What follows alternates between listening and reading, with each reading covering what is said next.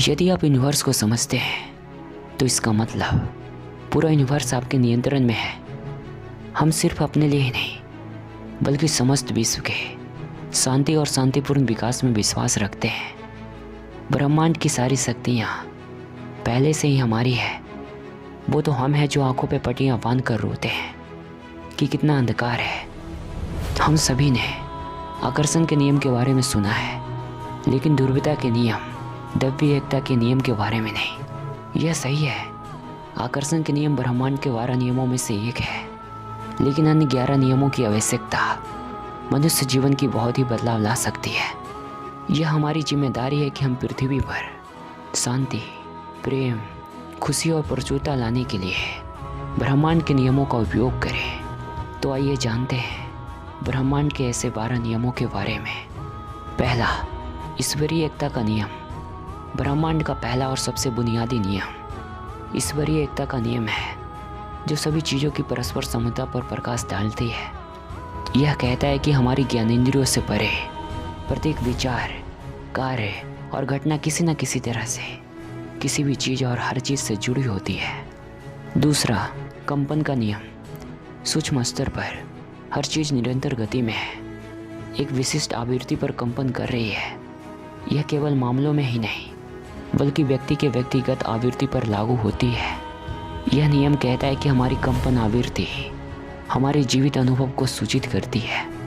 तीसरा, पत्राचार का कानून। यह कानून बताता है कि पैटर्न पूरे ब्रह्मांड को दोहराए जाते हैं और व्यक्तिगत स्तर पर हमारी वास्तविकता इस बात का दर्पण है कि उस वक्त हमारे अंदर क्या हो रहा है।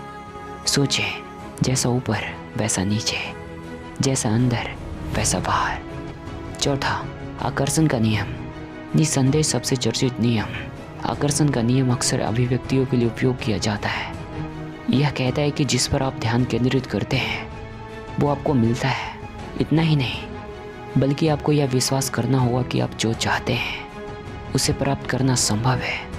पांचवा, प्रेरित कार्रवाई का कानून। प्रेरित कार्रवाई का नियम उन वास्तविक कार्रवाई योग्य कदमों को उठाने के बारे में है जो हम अपने जीवन में चाहते हैं। अक्सर प्रेरणा अंदर से आती है।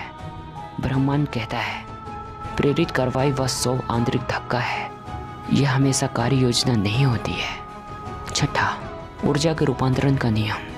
यह नियम बताता है कि ऊर्जावान स्तर पर ब्रह्मांड में हर चीज़ लगातार विकसित या उतार चढ़ाव वाली है। प्रत्येक क्रिया से पहले यह विचार होता है, विचारों में ही अंततः हमारी वास्तविकता में प्रकट होने की शक्ति होती है। सातवां, कारण व प्रभाव का नियम। अपेक्षाकृत सीधा यह कानून है, कार्यों और घटनाओं के बीच सीधे संबंध पर प्रकाश डालता है। यहाँ ध्यान देने वाली बात यह है कि हम अक्सर प्रभाव को तुरंत नहीं देख सकते, पर वे वापस आ सकते हैं। आठवां, मुआवजे का कानून। आप जो बोते हैं वही काटते हैं। यह कानून कहता है कि आपके प्रयास हमेशा सकारात्मक रूप से आपके पास लौटेंगे।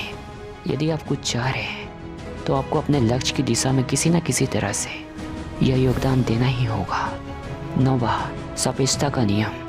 यह कानून बताता है कि हम अपनी दुनिया में चीज़ों की तुलना करने के लिए इच्छुक हैं और अंत में यह सभी हमारे दृष्टिकोण और धारता पर निर्भर करती है। 10वां, ध्रुवीयता का नियम। यह नियम कहता है कि जीवन में हर चीज़ का विपरीत होता है। अच्छाई तो बुराई, प्यार तो डर, गर्मी तो ठंड।